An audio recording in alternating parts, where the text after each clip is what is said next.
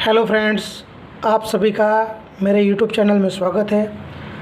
आज हम गुजरात माध्यमिक और उच्चतर माध्यमिक शिक्षा बोर्ड कक्षा 12 हिंदी मीडियम विषय अर्थशास्त्र चैप्टर नंबर 4 बैंकिंग और मौद्रिक नीति, उसके अंदर आज हम मध्यस्थ बैंक और उसके कार्यों के बारे में पढ़ने वाले हैं।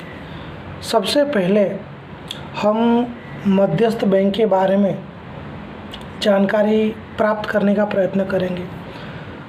दुनिया के प्रत्येक देश में एक मध्यस्थ बैंक होती है जो देश की तमाम बैंकों के कार्यों का संचालन, मूल्यांकन और अंकुश का कार्य करती है। इसके अलावा मध्यस्थ बैंक ग्राहकों के अधिकार और हित का देखभाल का कार्य भी करती है। तो इससे हमें पता चलता है कि दुनिया के प्रत्येक देश के अंदर मध्यस्थ बैंक का अस्तित्व होता है। ये मध्यस्थ बैंक देश के अंदर आई हुई सभी बैंकों के कार्यों का संचालन करती है, उनका मूल्यांकन करती है और उन पर अंकुश भी रखती है। इसके अलावा यह मध्यस्थ बैंक जो भी ग्राहकों के अधिकार होते हैं और उनके हित होते हैं, उनकी देखभाल का कार्य भी उसके द्वारा किया जाता है।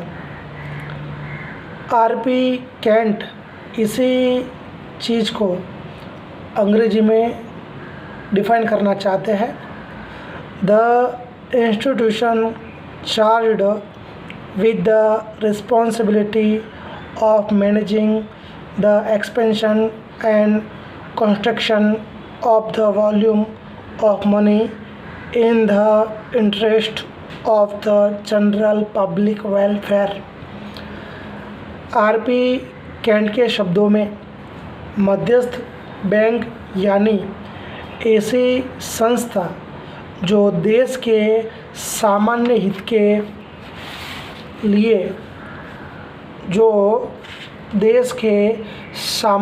के लिए अर्थतंत्र में मुद्रा के भंडार का विस्तरण और संकुचन की जिम्मेदारी सौंपी गई हो।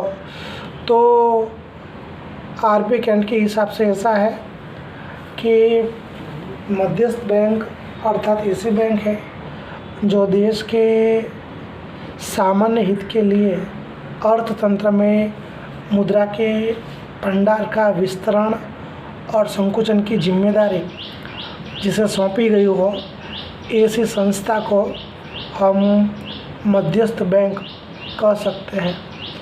इस प्रकार मध्यस्थ बैंक अर्थात देश की सर्वोच्च बैंक जिसका मुख्य कार्य मुद्रा बाजार और बैंकिंग क्षेत्र की मदद करना हो, उस पर नियंत्रण करना हो,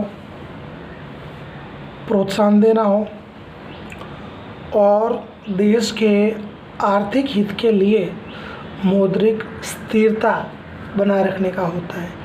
तो उससे में पता चलता है कि मध्यस्थ बैंक यह देश की सर्वोच्च बैंक है जिसका मुख्य कार्य मुद्रा बाजार और बैंकिंग क्षेत्र की सहायता करना है, उस पर नियंत्रण रखना है, उन्हें प्रोत्साहन देना है और देश के आर्थिक हित के लिए मौद्रिक स्थिरता बनाए रखना है। समस्त अर्थतंत्र पर मुद्रा के आवागमन का अनेक प्रभाव पड़ता है जो देश के आर्थिक वृद्धि और विकास को प्रभावित करता होता है। तो यहाँ पे हमें कहा गया है कि मुद्रा का जो आवागमन होता है, उस मुद्रा के आवागमन की वजह से कहीं ना कहीं देश के अर्थतंत्र पर भी प्रभाव पड़ता है, जिसकी वजह से देश का आर्थिक वृद्धि और विकास भी प्रभावित होता है। मौद्रिक व्यवहारों का नियंत्रण और मुद्रा के मूल्य की देखरेख की जिम्मेदारी मध्यस्थ बैंक की होती है।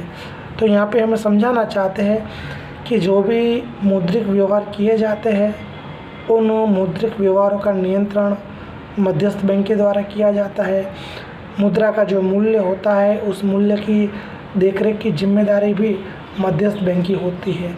मध्यस्थ बैंक के द्वारा मौद्रिक नीतियाँ भी बनाई जाती है।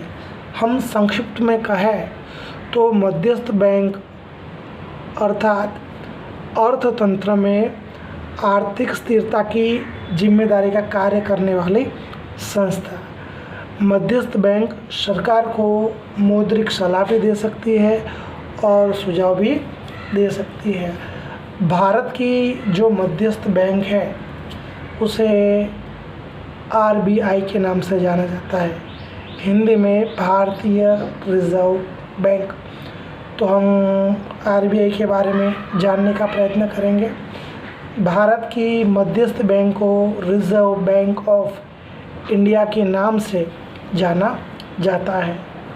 1934 की रिजर्व बैंक ऑफ इंडिया की धारा के अनुसार RBI की स्थापना 1 अप्रैल 1935 में हुई थी। जब उसकी स्थापना की गई तब 5 करोड़ के निजी पूंजी निवेश से RBI की स्थापना की गई थी। इसके अलावा 1 जनवरी 1949 में RBI का राष्ट्रीयकरण भी किया गया था। RBI को हम देश की सर्वोच्च बैंक कहते हैं, जो समस्त बैंकिंग क्षेत्र के कार्य पर ध्यान रखने का काम करती है और उसका नियंत्रण रखती है।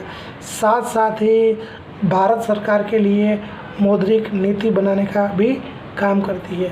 तो हमने यहाँ देखा कि भारत की जो मध्यस्थ बैंक है उसे RBI के नाम से जाना जाता है।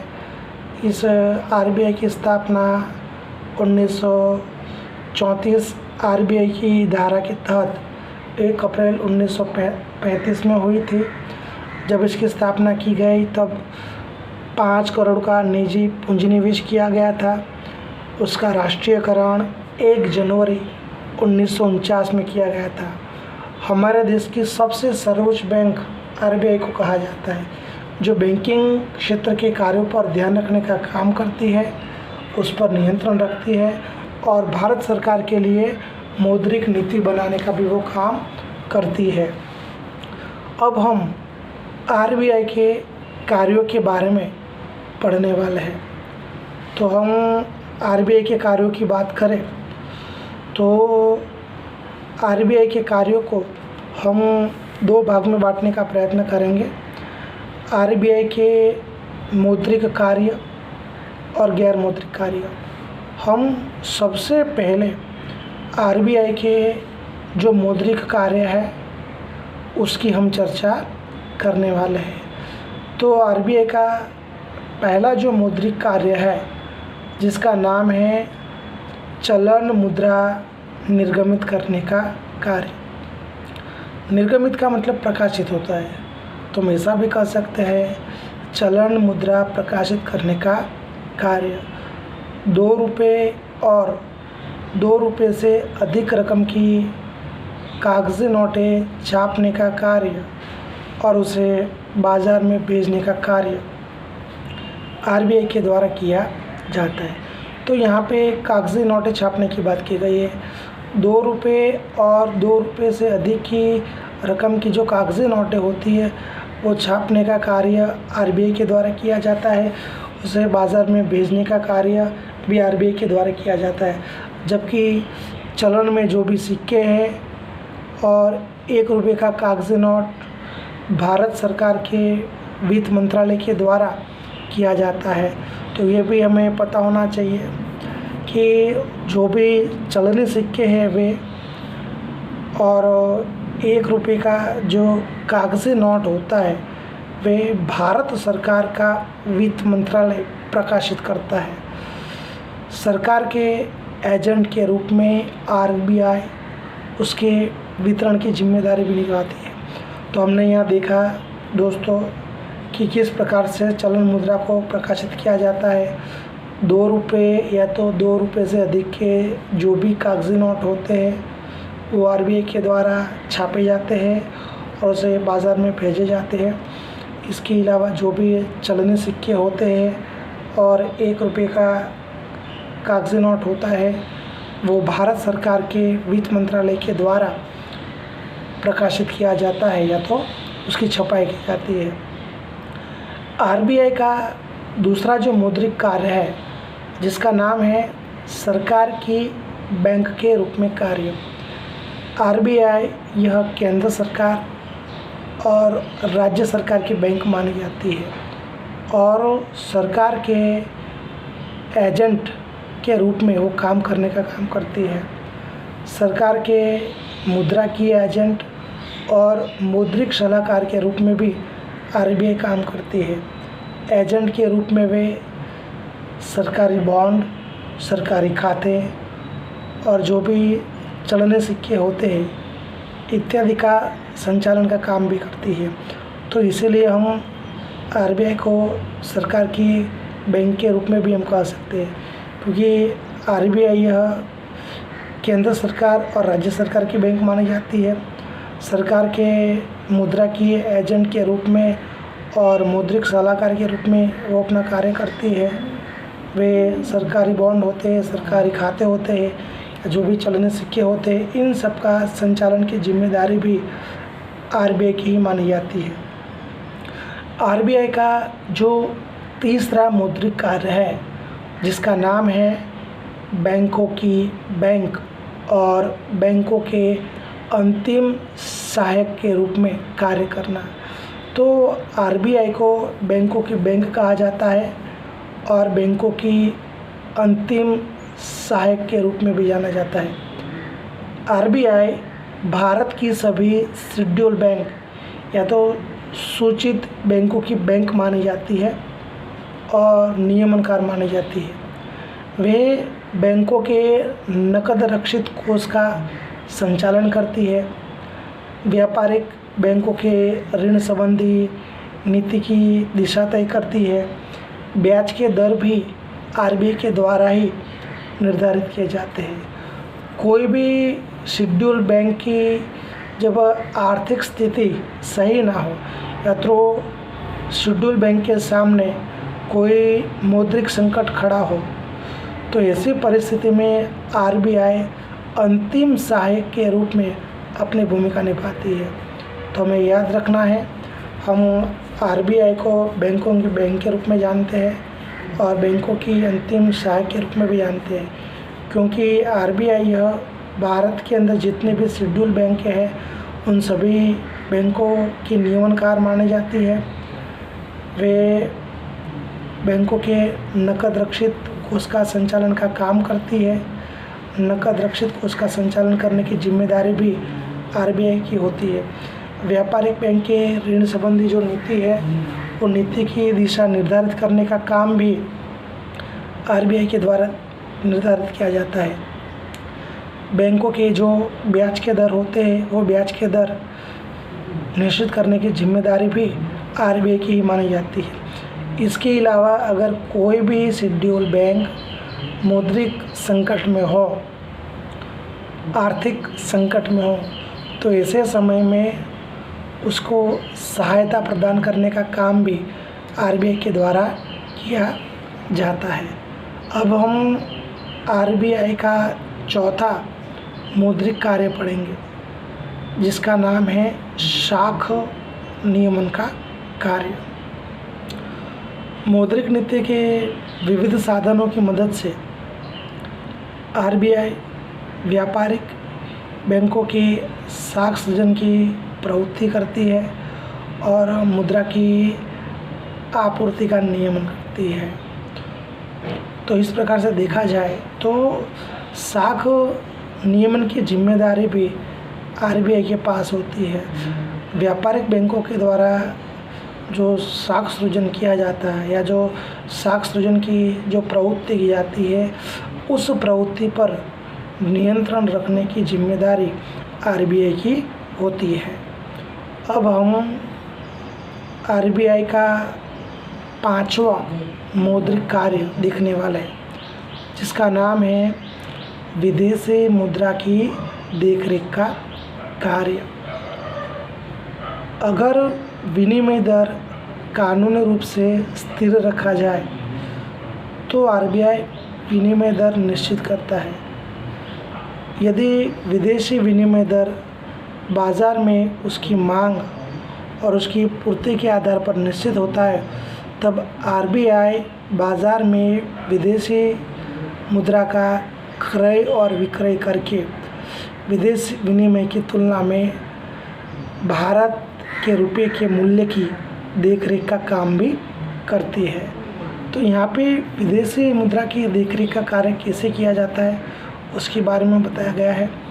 हमें कहा गया है कि विनिमय दर को कानूनी रूप से स्थिर रखा जाए तो आरबीआई के द्वारा विनिमय दर निश्चित किया जाता है।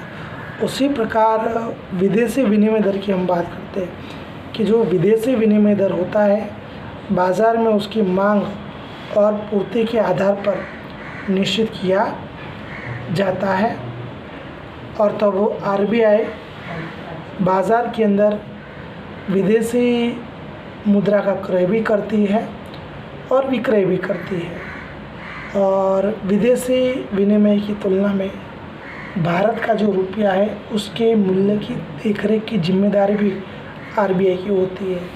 तो आरबीआई भारत के चलन मूल्य को अन्य देशों के चलन के सापेक्ष देखरेख का कार्य करती है या निगरानी का कार्य करती है। आरबीआई भारत के विदेशी मुद्रा का जो कोष है उस कोष का संचालन भी करती है। भारत में आने वाली विदेशी पूंजी या भारत में से बाहर गई विदेशी पूंजी पर ध्यान रखता है। तो ये भी सही है कि भारत में जो भी विदेशी पूंजी आती है तो उस पर भी आरबीआई की निगरानी होती है, और भारत में से जो बाहर विदेशी पूंजी जाती है उस पर भी आरबीआई की निगरानी रखी जाती है। अब हम आरबीआई के गैर मुद्राकीय कार्य पढ़ने वाले हैं। तो आरबीआई का पहला जो गैर मुद्राकीय कार्य है वो है नियमन और देखरेख का कार्य। आरबीआई भारत में समस्त पूंजी बाजार और मुद्रा बाजार के कार्य की देखरेख और नियमन करता है, जिसमें व्यापारिक बैंकों की शाखाओं का विस्तार, कार्य करने की पद्धति, बैंकों के अतिरिक्त मौद्रिक संस्थाएं और सहकारी बैंकों के कार्य इत्यादि पर विशेष ध्यान रखा जाता है। तो आरबीआई नियमन और देखरेख का कार्य करती है, ये उसका गैर मुद्रा के कार्य माना जाता है। फिर से देखते हैं। आरबीआई भारत में समस्त पूंजी बाजार और मुद्रा बाजार के कार्य की देखभाल करता है, नियमन करता है, जिसमें व्यापारिक बैंकों की शाखाओं का विस्तार करना, उनके काम करने की पद्धति निश्चित करना, बैंकों के अलावा जो भी मौद्रिक संस्थाएं होती है या जो भी सहकारी बैंकें होती है उनके कार्यों पर भी आरबीआई के द्वारा ध्यान रखा जाता है। आरबीआई का दूसरा जो गैर मुद्राकीय कार्य है जिसका नाम है प्रोत्साहन का कार्य। अपने देश में आज भी अनेक लोग ऐसे हैं जिन्होंने बैंक में कभी भी खाता खुलवाया नहीं है। न कहने का मतलब कि बैंकिंग की सुविधा से वे वंचित हैं। बहुत से लोगों को ऋण की जब आवश्यकता होती है तब वे बैंक के बदले असंगठित मुद्रा बाजार पर उनको आधारित होना पड़ता है। वो बैंक की सहायता लेने के बदले असंगठित मुद्रा बाजार की सहायता लेते हैं। या तो फिर व्यवसाय के अंदर जो भी भुगतान किया जाता है वह भुगतान चेक से करने के बदले नकद से करते हैं। तो ऐसा करने से विनिमय की सही जानकारी नहीं हो पाती है, या तो मुद्रा का मूल्य एवं राष्ट्रीय आय सही प्रमाण में जानने में भी हमें परेशानी होती है। तो ये सब दूर करने के लिए हमें लोगों में जागृति लानी पड़ेगी, लोगों को जागरूक करना पड़ेगा। आरबीआई और यह काम सही से कर रही है। आरबीआई के द्वारा लोगों में जागरूकता लाने के प्रयत्न किए जा रहे हैं। ग्रामीण क्षेत्रों के अंदर बैंकों की अधिक से अधिक शाखाएं खोलने के प्रयत्न किए जा रहे हैं। अधिक से अधिक लोग संगठित मुद्रा बाजार में आए, उसके लिए आरबीआई सतत प्रयत्नशील है। लोगों के हित के लिए सहकारी बैंकों को भी प्रोत्साहन प्रदान किया जा रहा है। तो आरबीआई लोगों को प्रोत्साहित करने का काम कर रही है। जिन लोगों के पास बैंक के खाते नहीं हैं वो बैंक में खाते खुलवाए, बैंकिंग की फैसिलिटीज़ का लाभ उठाए। जब भी लोगों को ऋण की आवश्यकता है तब ऐसे समय में वे असंगठित मुद्रा बाजार पर आधार न रखकर संगठित मुद्रा बाजार का उपयोग करें। व्यवसाय में जब भी भुगतान करना हो तो आई थिंक नकद का उपयोग न करके चेक का उपयोग करें। तो आई थिंक बैंकिंग की जो प्रवृत्ति उसे बढ़ावा मिल सकता है। इसके अलावा आरबीआई के द्वारा जो भी लोगों में अवेयरनेस लाने के प्रयत्न किए जा रहे हैं उसमें भी ज़्यादा से ज़्यादा लोग जुड़े। ग्रामीण क्षेत्रों में जो भी बैंकिंग की फैसिलिटीज़ प्राप्त करवाने के लिए अधिक से अधिक शाखाएं खोली जा रही है तो उसका लोग ज़्यादा से ज़्यादा फ़ायदा उठाए, लाभ उठाए। इस प्रकार से आरबीआई ज़्यादा से ज़्यादा लोग संगठित मुद्रा बाजार में आए, इसके लिए लोगों को हमेशा प्रोत्साहन देने का कार्य कर रही है। लोगों के कल्याण के लिए, लोगों के हित के लिए वो कार्य कर रही है।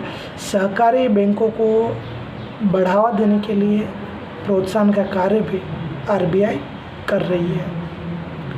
आरबीआई का तीसरा जो गैर मुद्राकीय कार्य है जिसका नाम है समावेशित विकास का कार्य। भारत में हमें आर्थिक भिन्नता और ग्रामीण और शहरी भिन्नता अधिक होने के कारण मौद्रिक परिवर्तन आते रहते हैं, या तो जब भी आर्थिक परिवर्तन आते रहते हैं तब सभी प्रकार के लोगों में और इकाइयों में इन परिवर्तनों का लाभ मिलना ज़रूरी है।